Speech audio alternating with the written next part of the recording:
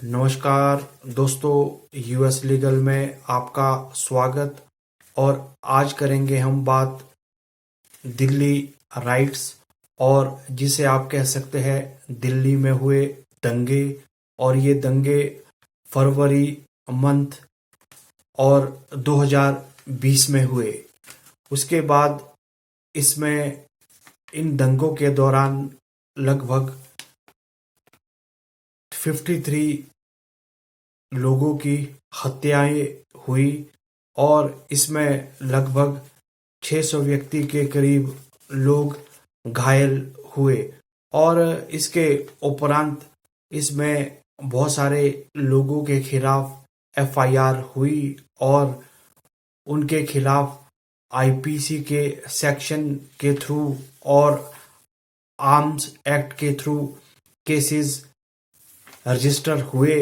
और ये केसेस दिल्ली के उत्तरी पूर्वी थाने में ये केस रजिस्टर हुए। और उसमें जो एक नाम जो सामने आया और जिसे कोर्ट ने दिल्ली कोर्ट के द्वारा वेडनेसडे को बेल ग्रांट की गई, उस व्यक्ति का नाम है गुलफाम।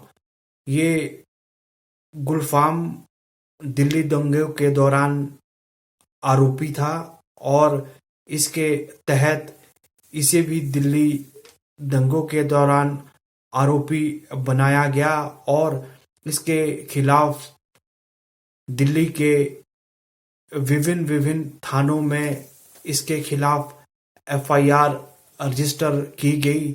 और इसके बाद ये पिछले 15 मार्च से लेकर अभी तक ये जुडिशियल कस्टडी में चल रहा है और जुडिशियल कस्टडी के अंदर ये जेल में अभी तक था। और उसके बाद गुलफाम के द्वारा एक जमानत याचिका लगाई गई। ये याचिका एडिशनल सेशन जज विनोद यादव की कचहरी में लगाई गई और वहां से गुलफाम को जमानत प्राप्त हुई। और जमानत प्राप्त होने के बाद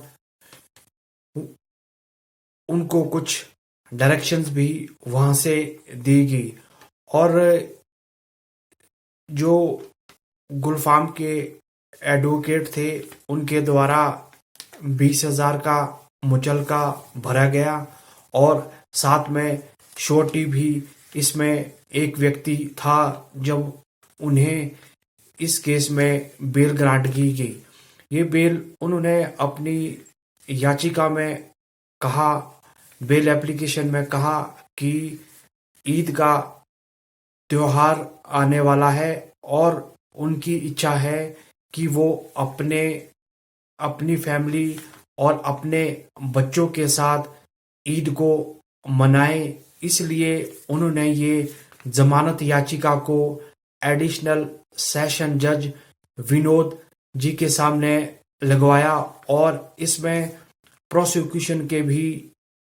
प्रोसिक्यूशन के द्वारा भी कहा गया कि इन्हें ये जमानत नहीं मिलनी चाहिए क्योंकि गुलफाम और केसों में भी संलिप्त है। उनके खिलाफ और थानों में भी एफआईआर रजिस्टर्ड हुई है।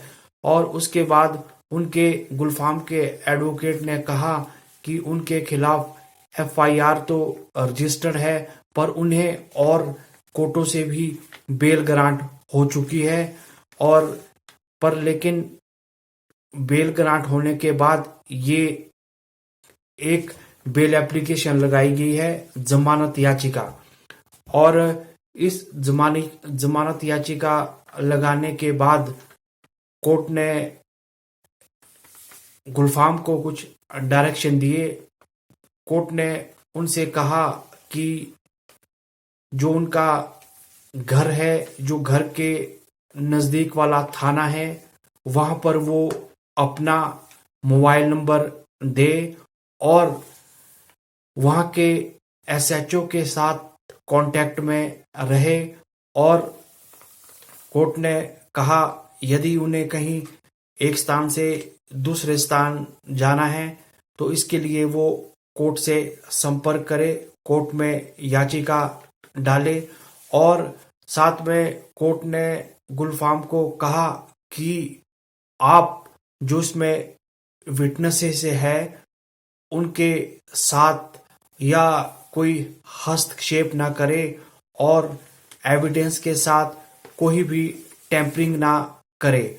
और इसमें कोर्ट ने डायरेक्शन दी कि 15 जब आपके 15 दिन खत्म हो जाएंगे जमानत के तो उसके बाद आपको सरेंडर करना होगा अपने नज़दीक के थाने में। और वहां सरेंडर करने के बाद पुलिस आपको खुद दोबारा से जेल की कस्टडी में प्रेजेंट रखेगी। और उसके बाद इसमें जो सेक्शंस अप्लाई हुए गुलफाम के प्रति, वो क्या सेक्शन अप्लाई हुए, वो हुए इनके खिलाफ बहुत सारी एफआईआर रजिस्टर्ड हुई दिल्ली दंगे के दौरान। और इसके बाद जो इंटरिम बेल मिलने के बाद एफआईआर नंबर 88/2020 रजिस्टर अंडर आ सेक्शन, इसमें जो सेक्शन लगी वो लगी आईपीसी की सेक्शन 144, 148, 149, 153 और 505, 307, 120 भी और 34 आईपीसी। और इसके अलावा जो सेक्शंस और लगी इनके खिलाफ वो लगी 27 and 30 of the arm act. और ये सेक्शन थी उनके द्वारा बेल एप्लीकेशन फाइल की गई और उसे जज के द्वारा उन्हें 15 दिन की बेल ग्रांट की गई। और आप मेरे इस वीडियो को लाइक करें, शेयर करें और सब्सक्राइब करें।